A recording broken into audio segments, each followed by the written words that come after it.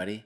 It's been a good week for my chess. I have this thing up here. It says hard work, and in a sense, that's true. Uh, but it's been very enjoyable. I really enjoy studying, and it's not it's not been every time in my life that I had the chance to study, and now I'm trying to make this comeback. It's very pleasant to study chess. It's just a beautiful thing. One thing I realized in hindsight, I've lived in different circumstances in my life, um, in squalor, on the run, and now I just have this cool desk and I can hang out and just study, and I really can get away from the computer, which for the most part I despise the computer. So that's been very pleasant. One thing about it that's kind of unusual is that I feel like when I'm going deep into chess study or different kinds of study, my physical body kind of just gets neglected. And in a way, that's cool because, well, it's not going to last forever, but it's definitely a time where I'm just involved in myself. And I can talk to the kids afterwards, but I don't really have a lot of energy for other. I don't want to talk about my emotions or any crap like that. I just want to study chess. So the first update I gotta give, I guess, is that the fitness thing. Well, it kind of went by the wayside. I did have a knee problem and hip problem. No one knows why. Those things kind of seem to just have gone away. Maybe I'll start lifting some weights. I wouldn't do it really intensely. I did that once in my life, but I would just do it, once in a while. There's a guy on Twitter who calls himself, I think is the handle is like the strong chess. He's like lifting weights and studying chess. Maybe that even got in my head. But anyways, I couldn't be running, so I was like, all right, I'll lift some weights. I don't know. We'll see how it goes. I'm gonna go to St. Louis week after next anyway, and then everything gets kind of thrown up in the air with fitness. And honestly, I have a problem when I go there too. Like, there's a lot of eating and drinking that goes along out there, and it's very bad for my health. But to hang out with some strong players and play like two-handed chess or bug house or whatever, and eat and drink badly, it's fairly rewarding. So, hi DZ, that glad you could be here, man. Uh, so, anyways, that's that scene. Let me show you a little bit with this improvement what I've done. Really, the bulk of it was these three games, and I'm going to show one. I might get to more than one today, but I did three games, and I feel like I went pretty deep on them, and I got turned on. I don't know, to some deep stuff about chess and about maybe myself, um, that I thought was interesting. Uh, Years ago, I did this Polgar book that maybe some of you know. Actually, it's pre-internet. It's pre-internet because it was the kind of thing we were doing like 20 years ago. This massive tome here. Look at this thing. And I've done this thing like, I don't know if you guys can see this terrible, terrible book. I've done this twice now, and maybe it's my third time. And I think it helped me a lot to become a GM, honestly. Just because, and I only do, there's like maiden ones, maiden twos, maiden threes. I've done the maiden threes, but really I only care about the maiden twos. They're the most interesting. And they're just really cool with patterns, and they're kind of enjoyable too. There's like, I have little songs for the different patterns that go along with it and stuff. But I'm not doing it too intensely. I'm just doing 100 a day. I've got this other book that I don't like that much. I don't like it that much. It's called Endgame Challenge. It's just got your kind of lot of standard endgames in there with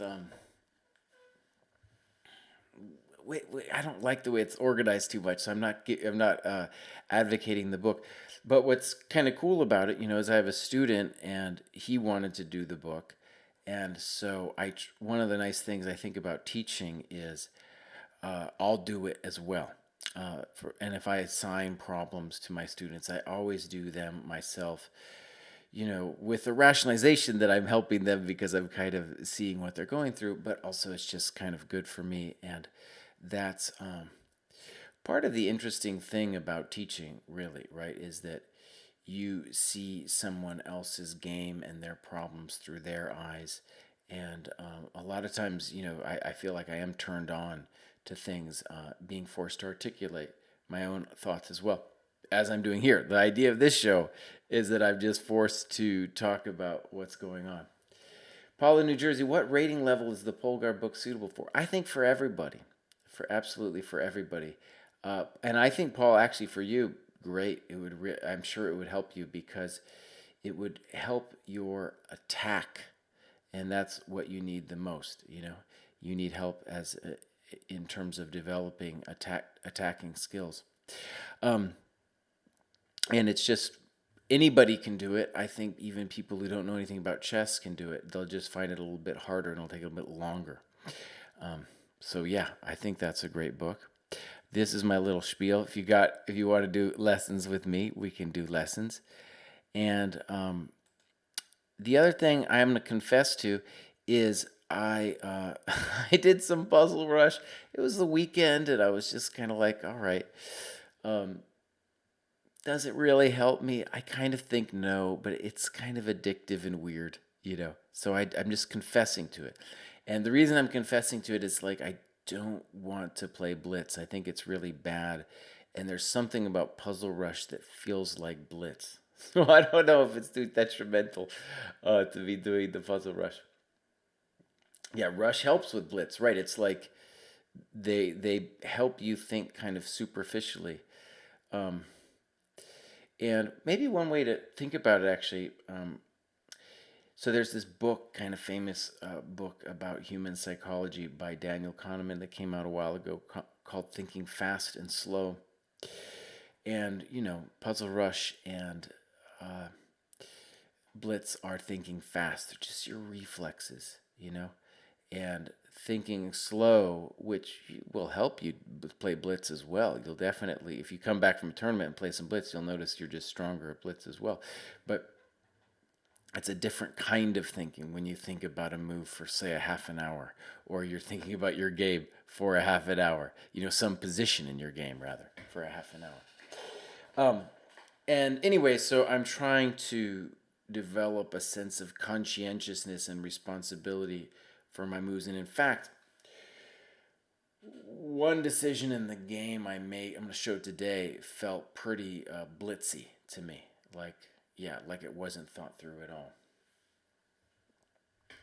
We all miss too many tactics, and yeah, that's definitely true with the tactics. All right, let me get into it with this game. This was a game I played pretty recently at this Baltimore Open where I did well. And the first two rounds were like game 60, and I won those. This is round three. His name is Enkbot Tekshur, and he's a IM. He used to be, like me actually. He's a similar age, and he has fallen off in terms of his rating, but can still put a pretty good game together. So I thought this game is a real mind meld, honestly. So let me just show maybe the beginning to get you a sense of what's going on here. All right, so okay, actually, so I'm going to say actually the two moments where I played, let's call it blitzy here. So the first thing that is disappointing is I looked at this for white ages ago, and so I should have smelled a rat when he played a4, but I did not. I failed to smell the rat, and it's kind of dumb too. It's like, well, it's such a weird move that you should think about it for half a second, right? But unfortunately, I did not smell a rat, and I played g6. And this allows White's idea of rook a3. And he's going to give me this check. And we're about to get into a very hard position to understand. So let me just say, for the record, if I had thought about it, maybe I would have, I asked the computer, and the computer just wants me to do this kind of thing. And, maybe. And, if he can't really come check you yet because you can put your bishop here. In any case, g6, rook a3, and actually one cool way to maybe introduce this game is I took a picture of my final human analysis of this game, and here it is here. And what I do is I just create a some lines, and you can see on, well, the middle line is just like, let's say, equal, and above that is all the way up to one pawn better. They got a half a pawn and a full pawn better. And one thing that you can see from this game, or just this graph, if you like, is that there doesn't seem to be that many turning points for either side. Like in this human analysis, there were only like, a couple decisions that each side got wrong. The game is pretty violent, so we're going to see, of course, I was wrong, but one of the nice things, well, or rather, I missed a lot of things in my own human analysis. So I do this, and then I do the computer, right? And I edit it and put it into my, like a My Games folder. And I think that'll always be the case when you do a human analysis, right? Is that you're not going to find nearly as much as the computer is going to find. In a lot of ways, you don't want to know really what the computer has to say, because, well, it's not like you don't want to know, but you're not going to be able to think like a computer in your next game anyway, right? So if you look at these critical moments, if I could have made one or just one less, I mean, I ended up winning this game, but just one less from either side, it's going to change the result of the game, right? All right. Rook e3 looks like a Vassar's check. That's right. Um, so, right. The idea, DZ is right, is that it's going to be hopefully useful. A4 is going to be useful in the Benoni anyway. So let me go back here. So basically, I fell into it with bishop g7. Or, I mean, I played g6, and now after rook a3, I don't have much to do besides do this. And we have a really fascinating position here where, so first, it was weird because I remembered this after he played it, and I was like, oh no. And I remember it was like the computer suggestion from forever ago, like a different computer. Nowadays, the computers have evolved. And so the first thing I want to say, just from a human perspective, is when I got this position, I felt like I had committed a minor crime, and therefore I had the sensibility that, like, oh, right, I should be worse now, right? I should be worse. I deserve to be worse. But I also knew right away that it was a really dynamic position because, like DZ noted, this rook e3 thing, or I think Paul noted, it's like it's out there. He's got to go back. And in fact, this move bishop g2 that Inkbot plays, it's a novelty and I guess a mistake. In all of the other games, rook a3 was played. And surprisingly, the computer is just like, it's not that big of a deal. You just play knight a6 and then the knight to b4, and you've got like counterplay. But I have to admit, I was prejudiced the entire game against putting the knight to b4, just because he's often off sides over there. All right. So, bishop g2. Now, here's a funny thing. Let me try to describe the dynamic here. In the Benoni, what white is generally trying to do is to squish the black's minor pieces. That is, to run them out of space. And you're going to see in this game that it's very difficult to do on a practical level. And the key is to take away the squares. You don't really want to. The hard thing is a lot of players, including myself, I remember as a kid playing this as not this position, but against the Benoni as white, is that I felt like I needed some kind of plan, like I needed to do something. But in fact, it's more like you need to be really eagle-eyed about keeping black's pieces in and keeping them congested by not trading anything off. Okay, so that's the basic dynamic, but we've got a whole monkey wrench thrown in where white's rook is funny and my king is funny. And what we really need to say is that it's not just the king on f8 that's funny, it's my rook on h8 that has a problem. So a very interesting dynamic here. DZ says f4, e4, a4, a5. And I think that's not what white wants to do. I think, no, I think white really wants, like I said, to hold things back. So rook a3 is probably the best move.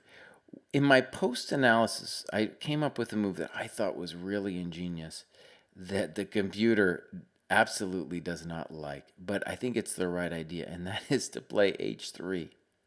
Looks so ridiculous at first, right? But the problem as I saw it is that I want to activate my rook with h5, h4, and this square is critical for a variety of reasons. Obviously, at some point, the knight is going to be annoying. And again, I want to use that square to trade some stuff off, right? If I can trade my minors off, I'll be really good. And also, if I can play bishop h6 at some point, that'd be really good.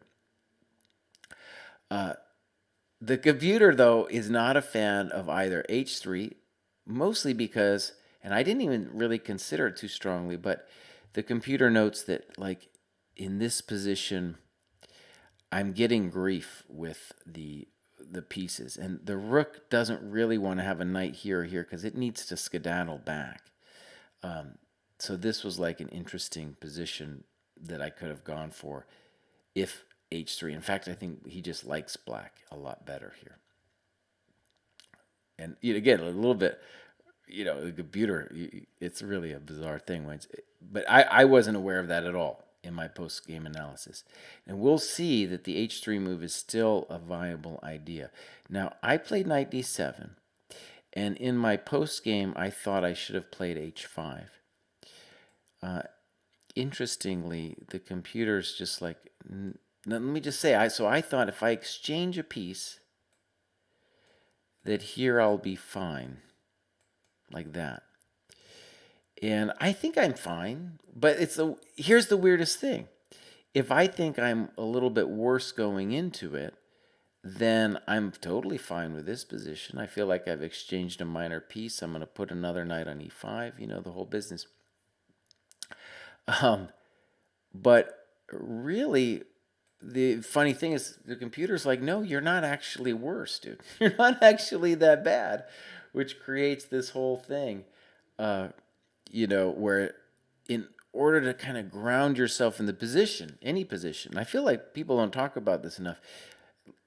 You need to have a sense of what you think the evaluation is, right? And like I had already felt that I had committed a small crime. Okay, in any case, I played knight d7, and the computer hates it because it wants to go to a6. And I just felt like I needed to fight for the squares in the center. Okay, now my opponent plays a move that if he had seen the computer's next suggestion, then it wouldn't be that bad. But if he doesn't, if he just plays with his intention in the game, then he is definitely going to be worse. So, knight h3, and I played h5. Now, this is actually the position, I think, where h3 is a great move, really a strong move. And it does, let's say, two things. It prevents this, and also if I do play h5, h4, then he can push past. Yeah. And notice I can't really play bishop h6 until he plays knight f3. The other sane thing for him to do would just be to get out of dodge and go back. Okay. Now, like I said, though, knight h3, this is an example where I just, we both missed something pretty epic here. So I played h5, and I thought that was an ingenious move. And if he just plays the way he plays, then it is a good move. Scott writes, you do that bishop h6 exchange piece stuff, and after that you look like you're down a tempo or two. That's definitely true, but in this position I do want to trade a piece or two, and I want my king to get to g7. So that is that's the rationale behind it. Okay, now here's the moment where this is why the computer will always be better than us. It finds just the weirdest things. So he castled, which was a mistake, but this move, knight g5, is really pretty amazing because, well, the intention is that, let's say I play h4, he goes smack, and then he just takes the thing. And that knight e6 move was just not on anybody's radar for him to play knight g5. Right, and yeah, it's a real mess.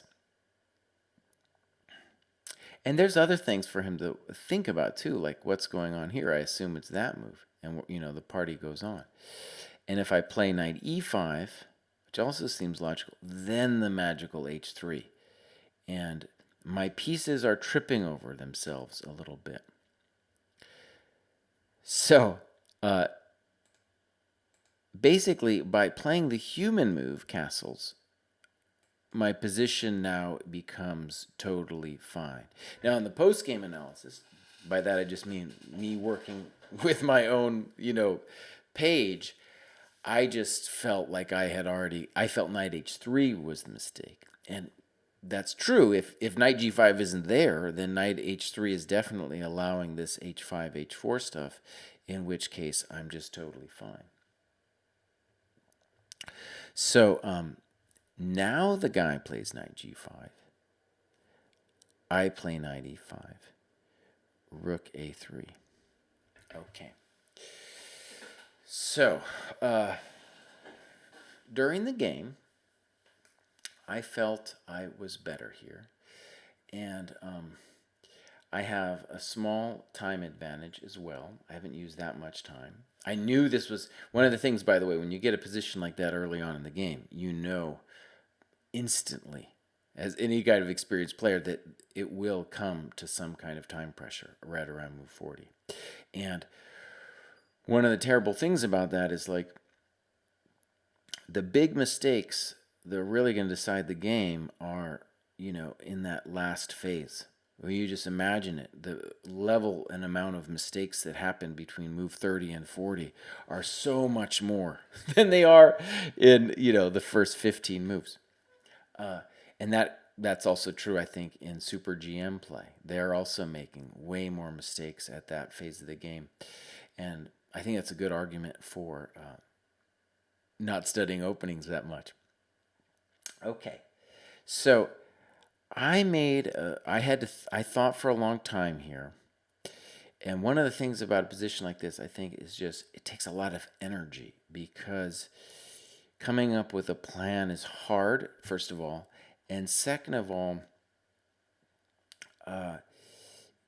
it's just like there's so many tactics underneath the surface. And or at least you should know, that you're missing a lot of it. So I made a committal decision, and I played HG. Now, the thing about this move is a lot of times I tell my students not to release the tension. I think this is okay. The weird thing about it, though, is I'm giving white 3 options, right? And the way I did it in the game is I just did not worry about h takes g3 at all. Because if he plays h takes g3, I've got it all. Or at least I felt like I had it all. And I was more concerned with rook g3 and f takes g3. And the reason I felt good about f takes g3 is, let's say I get my king out. This knight is an amazing both defensive and attacking piece. Really hard to move him now that there's no f4. And we're going to see, actually, this h5, h4 and taking on g3, really regardless of how he takes back, is going to really help my knights not get pushed around.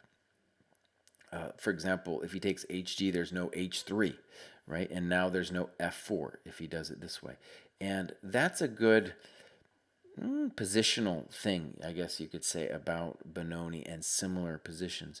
But especially in the Benoni where white needs to push your pieces around. If he does not push your pieces around, he's probably going to go down. In any case, I thought this was slightly better for black, and I thought this was slightly better for black, and the computer kind of agreed with me. Now, one hilarious thing about this, though, is HG is I didn't really expect it, you know.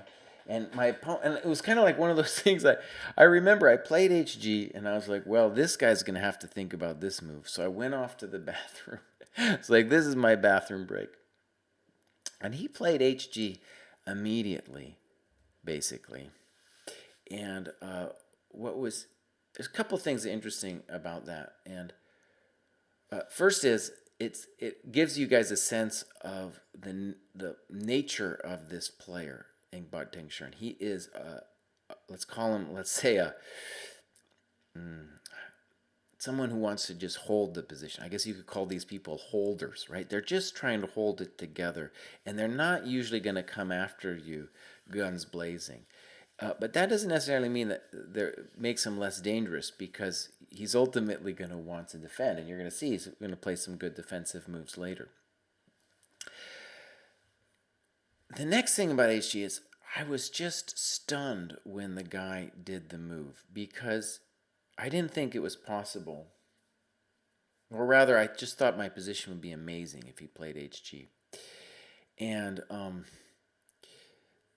I began to question that initial intuition right then at the board and then later.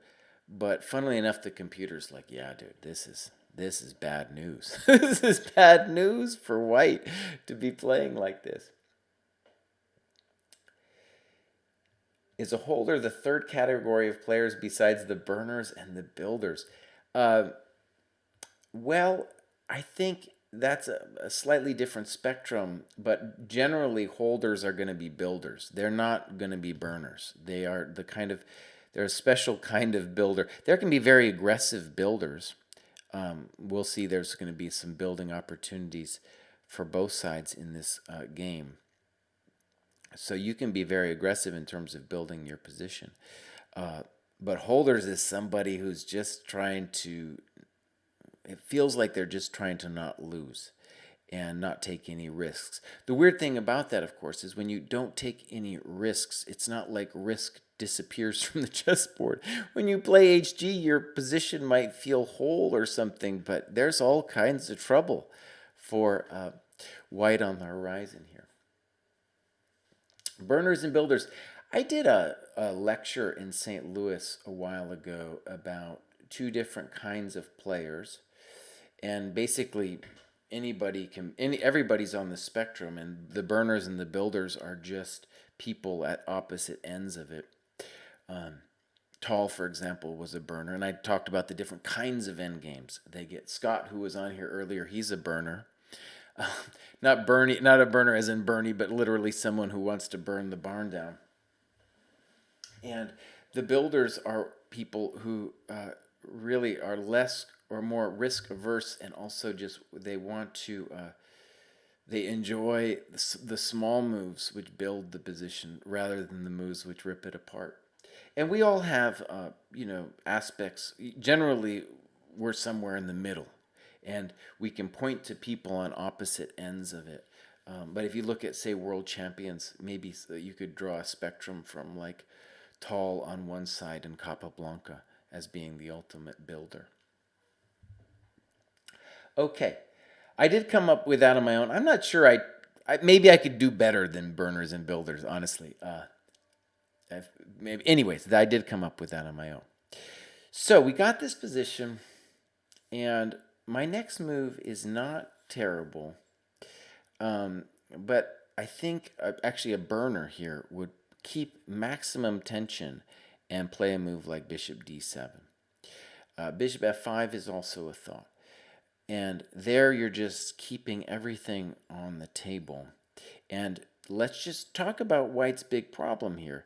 It's that he can't push me around with nearly as much force anymore, because anytime he plays f4, my knight's on g4 for good, right? Forever.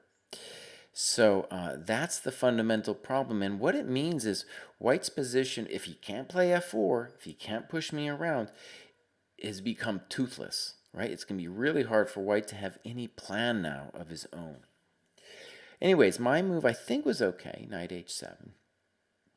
And let me just say philosophically, I wanted to get that knight out of the way. I wanted to free the bishop on g7.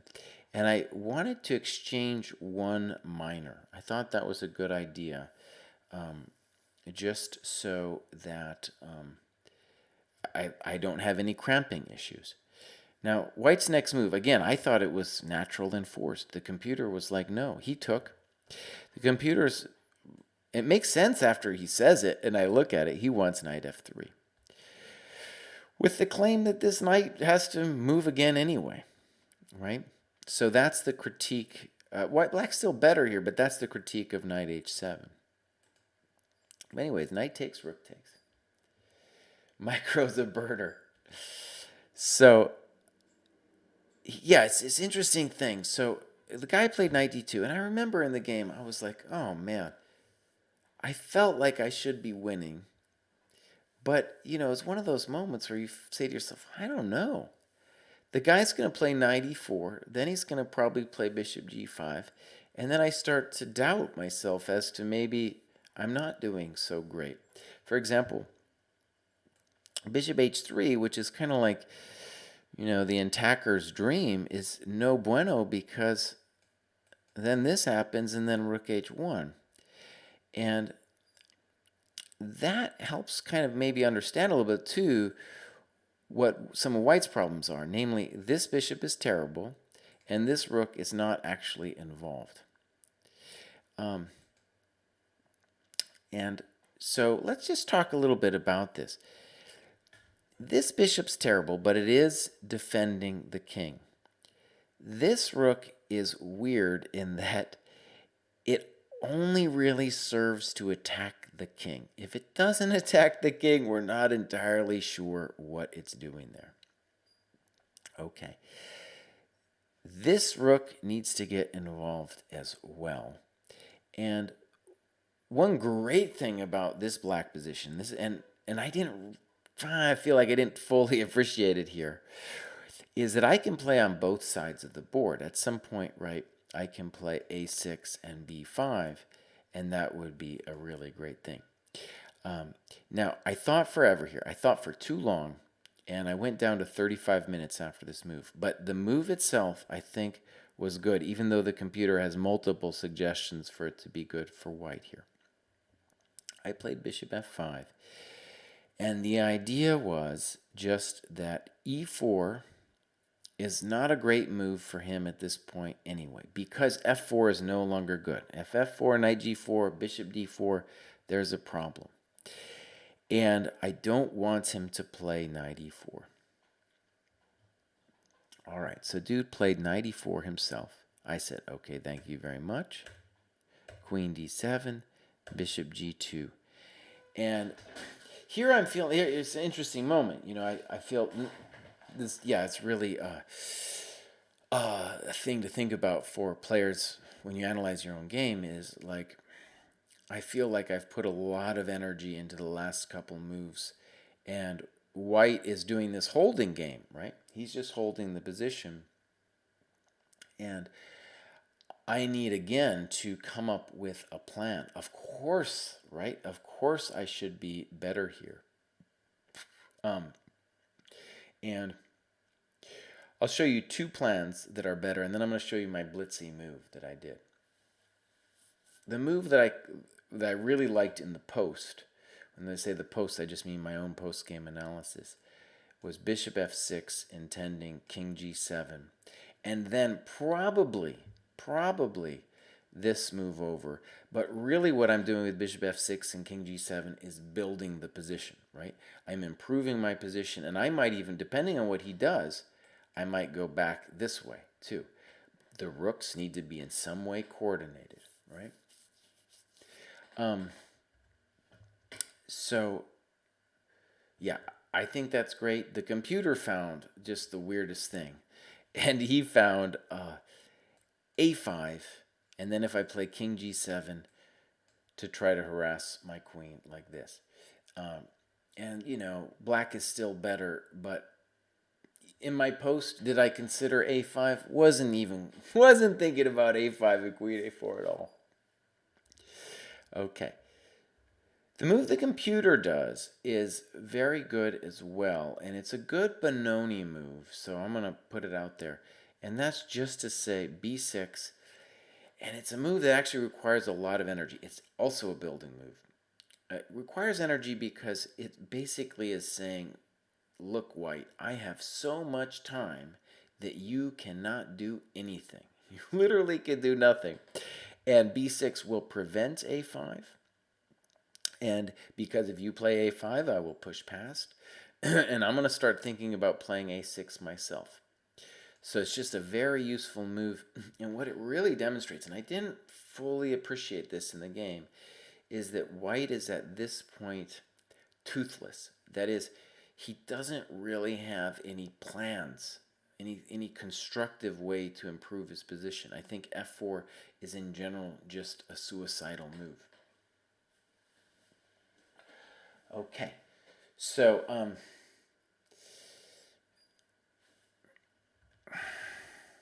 yeah, yeah. This is one of the fascinating positions, and here's my blitz move. And by blitz move, I just mean like I'm in a little time pressure, and I'm gonna just make some move now that just feels natural. Really burns me up. It doesn't throw anything away, but it's going to be one of these examples of mistakes coming in pairs. I played rook e8. Now, the rook obviously wants to get active. It needs to do something. And the intuition behind rook e8 is it will be useful on the e file. And in itself, it's not the most terrible move, but it's wrong-headed in that it's not clear exactly what's going to happen, what the next move is, right? And this is exactly where, even though I'm getting a little bit in the danger zone with time, some people would say, by the way, that 30 minutes isn't time pressure at move like 19, but I disagree. This is like, it's clear from this position that tactics are going to happen, and both sides are going to have to really start thinking deeply about what's going on. So by all means, I'm going to need more time. So rook e8, and the guy plays rook e3. And notice, what is he doing? He's saying, okay, now if you ever move the knight, I'll get my trade. He's just trying to hold the position. That's all the guy's doing. And at the time, I felt like it was the wrong way of playing. But when you consider that the guy has so little constructive to do, well, then it's then it's more laudable. Okay. Knight c4 was a thought, but I didn't see it working as of yet, and I don't know where it's going to go after that. He's going to go to a2 or something like that. And in this position, he can trade, which I didn't want to actually happen. I didn't want him to trade my rook. Okay, mistakes come in pairs. What should I do? I should play bishop f6. And in the post, it's just a very simple idea. I want to fix my king. The computer notes, though, that now it's especially strong because his weird a5, queen a4 idea isn't happening. Did I see that in the post? No, I did not. All right, so here's my mistake, queen f5. I'm just kind of like, in a blitz chess kind of way, I'm running a little bit towards the king. But I don't have any clear thoughts. And it's dangerous what I'm doing insofar as this bishop, although a terrible piece for doing anything active himself, it's a beautiful defender, kind of like the way a A dragon bishop can be a beautiful defender. Okay, the guy plays some good moves. Rook e4, bishop f6, bishop f4. What does he want to do? He wants to trade it all off. King g7, e3. Now he trades it. Snip, snip, bam. Okay, so now we're going to be reaching the next phase of the game. Swap for Prez. I like what you're saying here. He's saying that white needs a knight, and there's a couple GMs I've heard give quotes on this, and most recently in the new Gelfand book, where there's a position where he's like, you talking about a given side, and I feel a similar position, that you need the knight to be the disruptor, right? Like if we go back a couple moves there and end here, there's no disrupting force for white in the position. He's just kind of sitting, and a knight will really enable you to start some trash, right? Whereas now he's just really sitting. Okay. B6. We're both in pretty good time pressure here.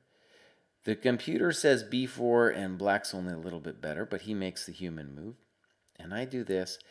And I talked about this position a couple weeks ago, but I want to give just a little update on this because it was really interesting.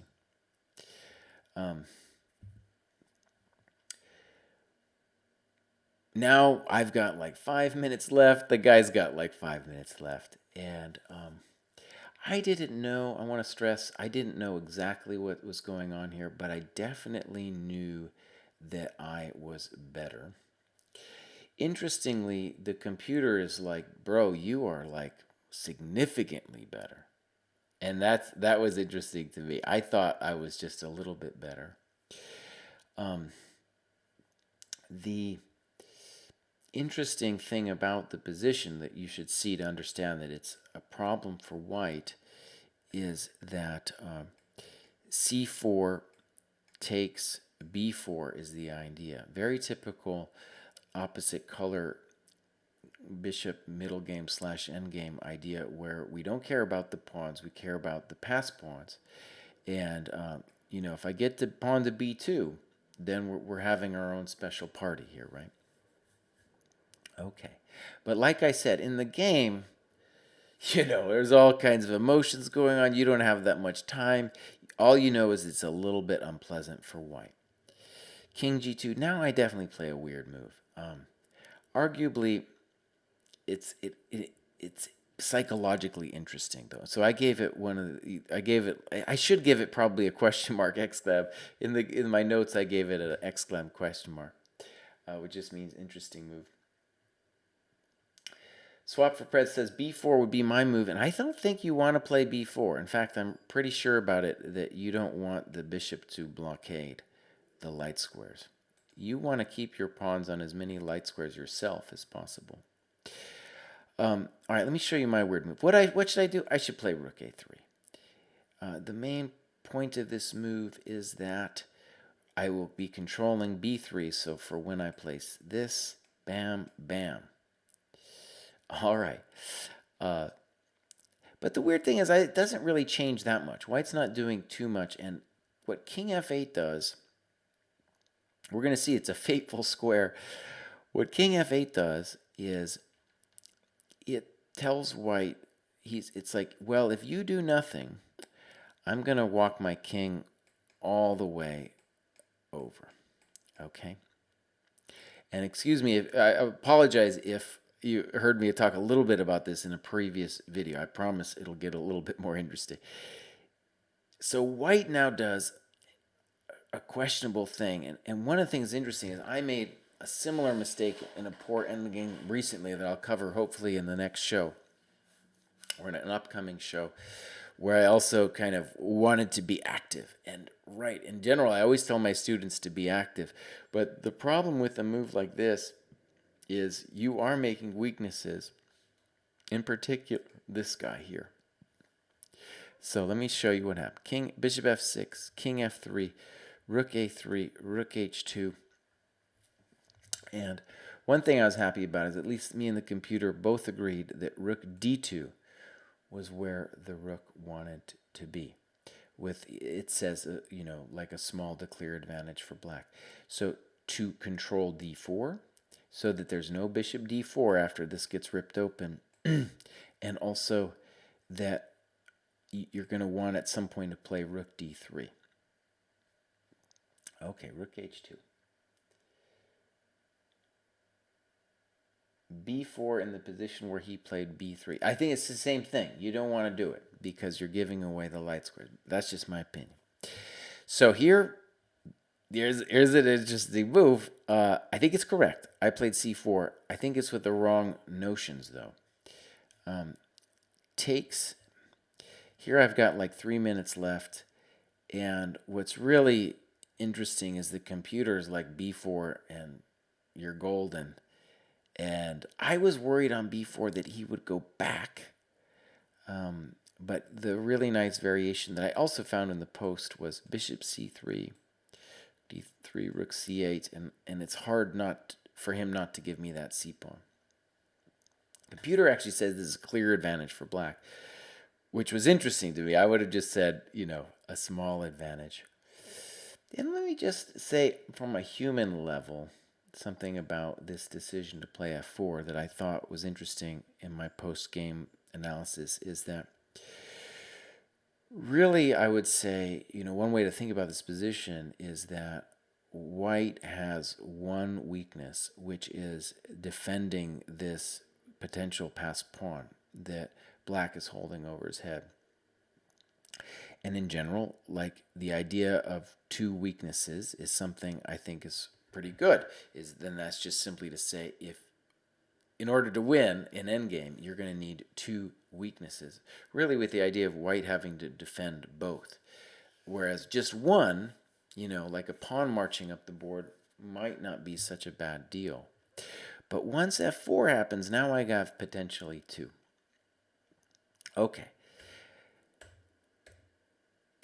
Rook h2, c4, takes bishop d4, and now white's next move isn't entirely a mistake. But yeah, we both missed some stuff here. During the game, I thought that king e4, I blundered king e4. If I take this way, my bishop falls, and if I take this way, my rook falls. And I was staring at it, and it was funny because I had just been doing these Polgar mate in twos, and it's just like, oh, bishop c5, my friend, and this is a mate threat.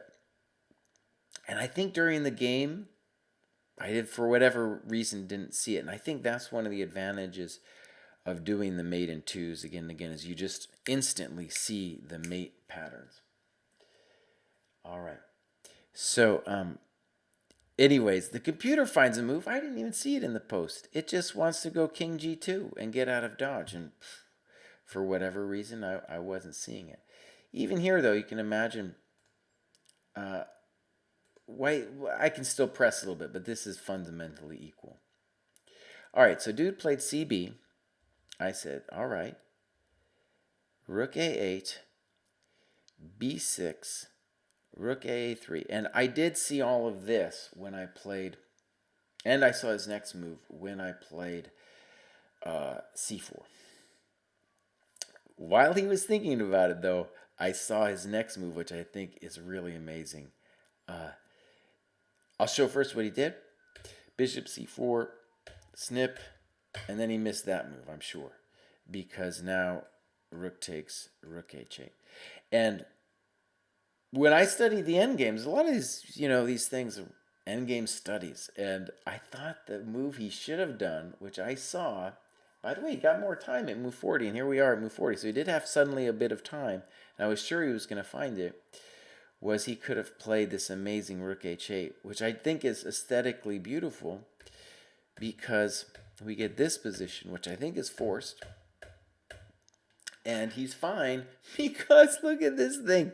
Look at my king and bishop. Absolutely terrible. Yep. Yeah, and if he played a b7, we could look at that. b7, there's this horrible, terrible mate, which is kind of the idea when I played bishop d4 in the first place. Okay, there's so many positions I could show you from just this week of studying. I want to show one interesting thing. Here's another game I played recently, and another like 2200. And even though I won this game, it was way too intense in terms of trying to finish this kid off. Yeah, I just wanted to share this one position. This is not just, it's both instructional, but for me, it's just kind of this really interesting thing I want to solidify in my mind. So first, before we get too much into it, let's just say white has a pleasant advantage. We've got the two bishops. This unopposed bishop is nice, and more than anything else, this knight feels pretty hokey. It's an arguable knight. Now, doesn't mean he's lost or anything like that. It's just that white has a pleasant position. And here, there's some drama that gets started here, and one thing I could have done is just take and get this nice position here where white just has better pieces and a better minor. It's a little bit boring, but I'm okay with boring. And the real problem with the way I play is I end up taking forever, thinking way too long. And it was all technically okay, but taking too long, and it was so complicated in the post that there was things about it I really didn't understand. And I just want to share one position here before we go, and just to show really interesting stuff. So c5 takes, computer wanted knight b5, but let's just leave that be for a second. Knight b3, rook d1, takes b5, bishop b7, bishop c4, knight a5, bishop e2. All right. One interesting question you could ask yourself is, what do you think the evaluation of this position is? And sometimes, and I think the last game is an example of it, is sometimes, you have a first intuition of the position, and that's just right. And then, you start analyzing and you go, oh, God, maybe I was wrong. And of course, sometimes you're wrong. But this was an example where my intuition was like clearly better for white, both with the better pawns, the two bishops in an open position, and maybe most of all, this knight on a5. Okay, well, here I started thinking forever again. And what I wanted to do, and by the way, rook bc8, here I started thinking forever. What I wanted to do was like take and rook d1. That was my first instinct. And I talked myself out of this one because I said that the queen was getting strong on that square. And even in the post, I convinced myself of that. And this would have been my first move. That was what I wanted to do. And yeah, this position is really interesting because this is, let's just say e4 actually a great example of a building move. I'm taking away this guy's squares, the bishop's squares, and this guy continues to be toast. Computer agrees with me. But in the post, and kind of during the game, I was like, well, what if the guy just cruises around and like starts talking to that square? And I was like, that's ingenious. That's why this isn't so easy at all. And interestingly, I feel like if you just, well, I don't know. I was about to say some dumb garbage about if you just trust yourself, because you shouldn't trust yourself. But I didn't see a basic like regroup here, which the computer finds, and now it's obvious, which is go back, and whether it's knight e5 or knight b6, you play knight b1. super strong, and you're never worried about c4 because you own this blockade square, and really the knights want to go through c4. And once he plays c4, that's it. There's no more. There's no more juice. And I have the dark squares, right? And yeah, the computer just says black's toast. Toast. Oh man. All right. Um, Better for white, but maybe not so easy. Yeah, that's basically how I feel. Swap for Prez. Yeah, the kid's name was Noah. Noah Totes. All right. So let me just show one more position before we get out of here. I played f3. I wanted to play e4. E4, and I saw rook d4. And this really interesting thing here, where in the post I ended up convincing myself that that was super strong, with the same idea of playing knight b6 and touching this guy. Watch what the computer finds, though. Bishop c1, bishop e3, snip, snip. And look at that. There's nothing. There's no knight e3. There's no knight a3. And in my own mind, in the analysis after the game, I couldn't see this. And of course this is tricky, like rook d2 and whatnot. But it's all over because I got this, and mostly because these pieces are terrible. All right. I like what the kid did here. And here again, I missed some, I guess, the computer thinks it's obvious. I wasn't even thinking about bishop d3, knight e2. I played queen a2. The kid played that, which was interesting. I played that. And my post-game suggestion was b6 because I want to share this. On bishop e3, I was like, oh no, if the kid had just played knight d7, that he's all of a sudden, it seems, got monster counterplay. Because if I ever take that thing, for example, if I take it now, I'm running into this business, right? So it's this interesting thing where I felt like, oh, this is some deep stuff. Like now it's not so simple for white. And the computer's just like, no, just calmly play here, calmly go back, and you're not worried about a4 because of rook a1 stuff. And now we're going to be in the position to play bishop takes d4. And if he goes, he's just opening the position up for your beautiful bishops.